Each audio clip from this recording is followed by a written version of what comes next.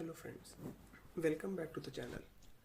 सबसे पहले मैं व्यूवर्स को थैंक यू कहना चाहूँगा जिन्होंने प्रीवियस वीडियो को इतना सपोर्ट दिया। और आज की वीडियो जो हमारा टॉपिक रहेगा उसको स्टार्ट करने से पहले एक प्रीवियस जो हमारी वीडियो थी उसमें जिसमें हमने इन्वेस्टमेंट के अलग अलग ऑल्टरनेटिव्स के बारे में देखा था, उसमें एक था रियल एस्टेट।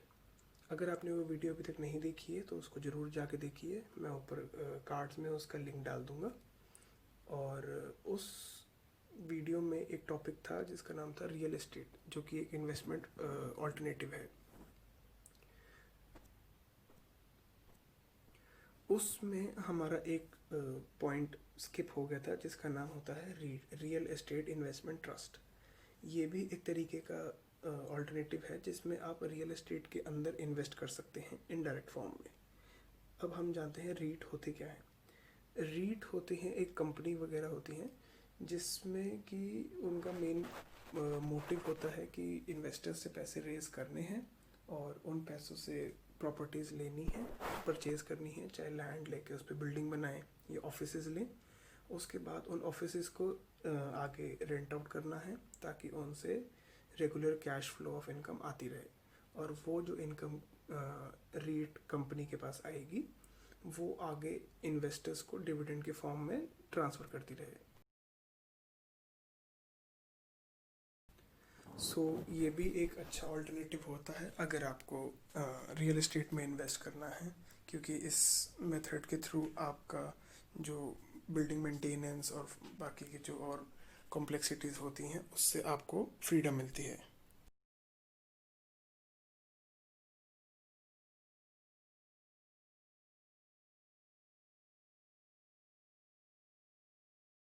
और जैसे आप प्रॉपर्टी रेंट आउट करते हैं जिससे कि आपको रेंटल इनकम होती है, उसी के फॉर्म में यहाँ से आपको इनकम जनरेट हो सकती है। रीट जो होते हैं उनका बिजनेस मॉडल ऐसा होता है जो कि इंडिया में जो गाइडलाइंस है उसके अकॉर्डिंग ये है कि जो भी एनुअल जो इनकम जनरेट होगी from renting of the property and all that, उसका 90% कंपनी को डिविडेंड के फॉर्म में अपने इन्वेस्टर्स को देना कंपलसरी है। सिर्फ 10% रीट अपने पास सेविंग्स या रिटेन्ड अर्निंग्स के फॉर्म में रख सकती है। और इंडिया की बात की जाए तो इंडिया में 2019 में स्टार्ट हुआ था, जो मतलब परमिशन मिल गई थी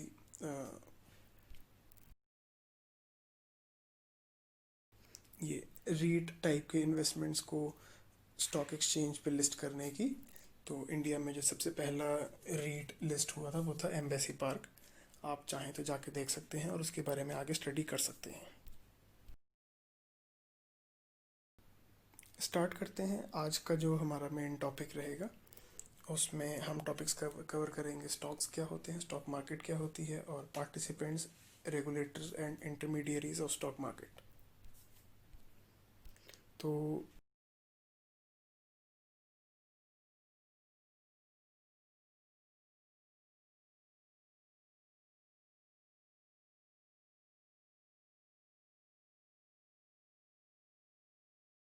सबसे पहले जानते हैं कि स्टॉक्स क्या होते हैं। आप काफ़ी लोग जानते भी होंगे। स्टॉक का बेसिक सिर्फ मतलब होता है कि एक कंपनी की जो टोटल ओनरशिप है उसका एक स्मॉल पोर्शन, एक छोटा हिस्सा। ये बेसिक डेफिनेशन है स्टॉक की in general, in lemon terms. Usually जो आप स्टॉक मार्केट में स्टॉक्स खरीदते हैं, जब आप उसको परचेज करते हैं वो आप बेसिकली इन्वेस्टमेंट या ट्रेडिंग पर्पस से ले रहे होते हैं। लेकिन इसका एक्चुअल मीनिंग ये होता है कि आप उस कंपनी के बिजनेस में इन्वेस्ट कर रहे हैं। उस पॉइंट ऑफ व्यू से इन्वेस्टमेंट्स करी जाती हैं प्रॉपर बिजनेस समझ के। आइए अब जानते हैं कि स्टॉक मार्केट क्या होता है।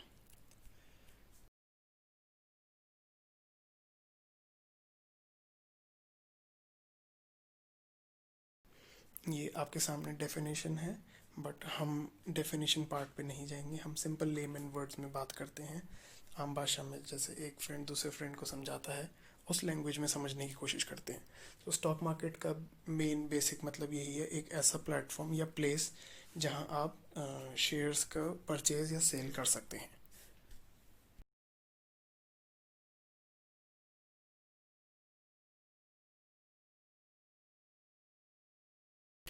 और ये जो सेल परचेज होती है ये एक्सचेंज के थ्रू होती है। इंडिया में मेजर दो स्टॉक एक्सचेंजेस हैं, जो कि है बॉम्बे स्टॉक एक्सचेंज BSE और नेशनल स्टॉक एक्सचेंज NSE।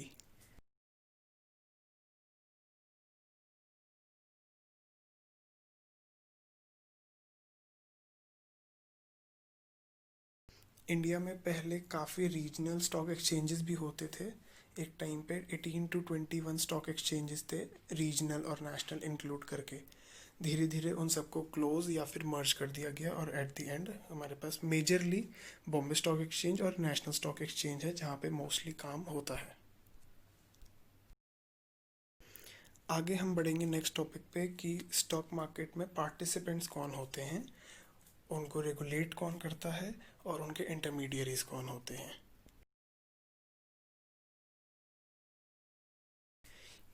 ये जो टॉपिक है ये थोड़ा वास्ट टॉपिक है, तो इसको हम दो वीडियोस में कवर करेंगे।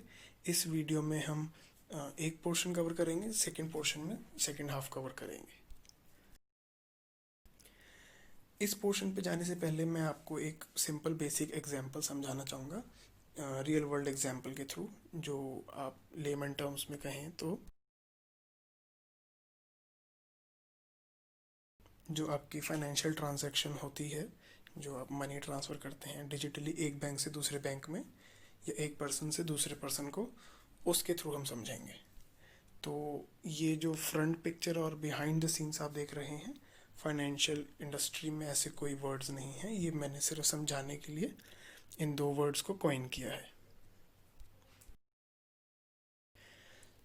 जैसे अगर सपोज आपने मेरे को कोई लेट से 10,000 रुपीज़ ट्रांसफ़र करने हैं डिजिटली, तो मोस्ट कॉमनली यूज्ड जो वेज हैं वो है आपका वॉलेट के थ्रू ट्रांसफ़र और UPI के थ्रू ट्रांसफ़र।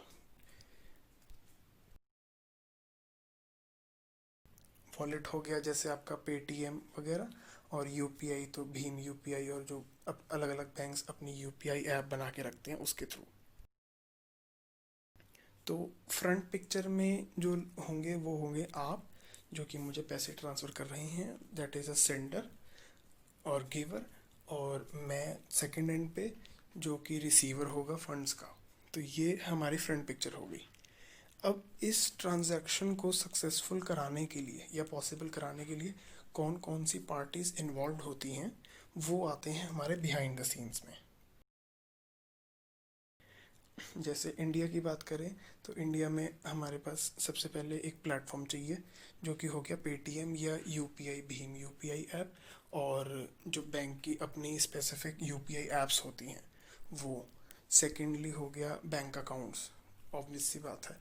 उसके बाद हो गए इनको कंट्रोल करने वाली ऑर्गेनाइज्ड बॉडीज़, जैसे कि जो हैं इंडिया में NPCI और RBI। RBI आप सब जानते हैं, reserve bank of India, India का सेंट्रल बैंक। और NPCI है national payment corporation of India, जो कि जिसका काम मेनली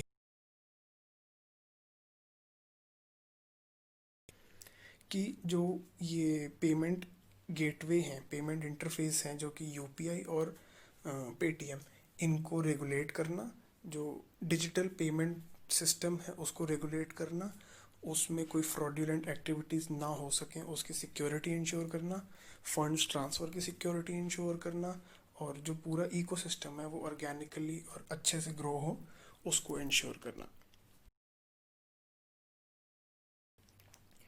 तो इसको सिर्फ इसलिए बताया गया इस एग्जाम्पल को, ताकि आपको एक बेसिक स्ट्रक्चर समझ में आए जो हम आगे बात करने जा रहे हैं। ये नेसेसरी नहीं है जो आगे भी जो भी पार्टिसिपेंट्स और इंटरमीडियरीज आएंगे वो एग्जैक्टली कोरिलेट होंगे इस फंड ट्रांसफ़र पेमेंट सिस्टम के जो एग्जाम्पल दिया था उसके। तो आइए अब हम स्टॉक मार्केट पे आते हैं और जो फ्रंट पिक्चर में जो बायर और सेलर ऑफ शेयर्स हैं उन पे पहुंचते हैं। तो इसको जो बायर्स और सेलर्स होते हैं उनको 4 कैटेगरीज में डिवाइड किया गया है मेनली। रिटेल इंडिविजुअल्स, जो कि जैसे आप और मैं, जिनकी कैपिटल या जो ट्रेडिंग में जो हम कैपिटल इन्वॉल्व करते हैं वो 25 लाख 25 लाख से कम होती है।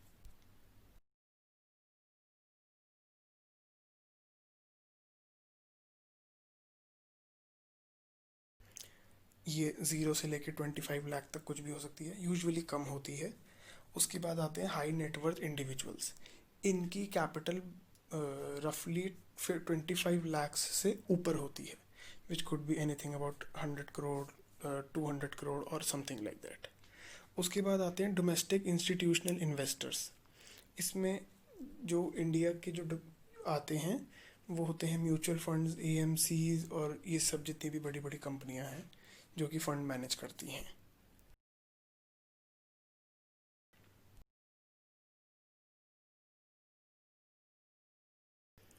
ये बेसिकली इनके पास जो फंड्स होते हैं वो थाउजेंड्स ऑफ करोड्स में होते हैं, मिलियंस ऑफ डॉलर्स अगर कोई उस टर्म्स में देखना चाहे तो।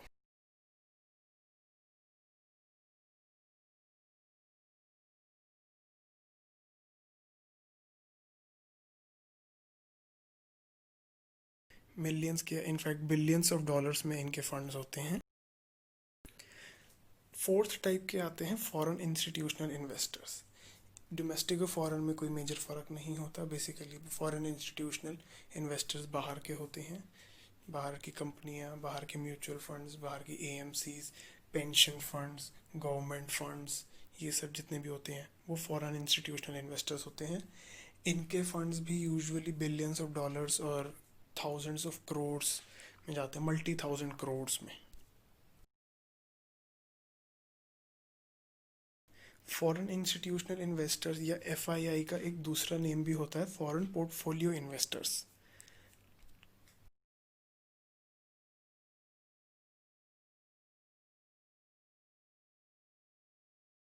जिसको ब्रीफ में एफपीआई भी बोलते हैं। ये थे हमारे फ्रंट पिक्चर के पार्टिसिपेंट्स, जिसमें कि जो डेली बेसिस पे स्टॉक एक्सचेंज पे स्टॉक्स, करेंसीज, कमोडिटीज़ वगैरह बाय करते हैं, सेल करते हैं, स्टॉक एक्सचेंज और कमोडिटीज़, करेंसी एक्सचेंज, इन सब एक्सचेंजेस पे।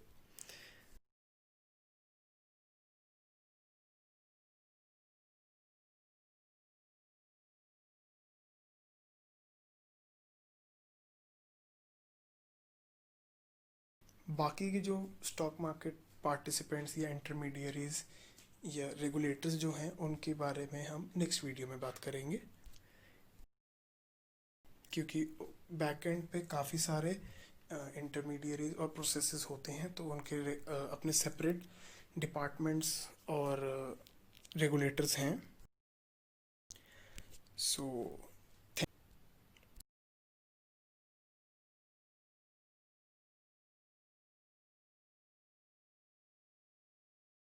For watching till the end, please like, share, subscribe to this channel, press the bell icon, और कमेंट सेक्शन में आप अपने कमेंट्स ज़रूर शेयर कीजिए।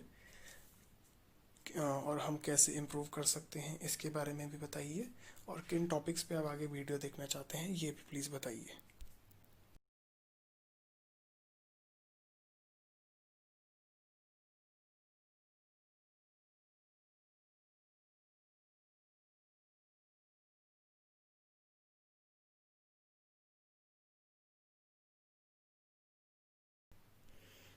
ये दो हमारे इंस्टाग्राम और टेलीग्राम हैंडल्स हैं, इस पे आप ज़रूर विज़िट कीजिए और देखिए कि हमारा काम वहाँ पे कैसा है।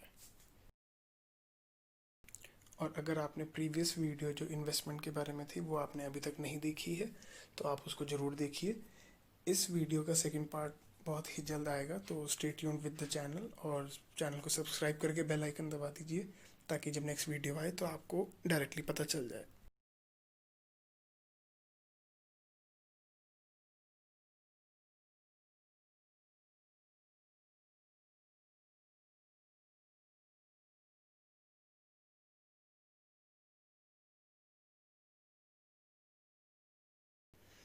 Thank you for watching till the end.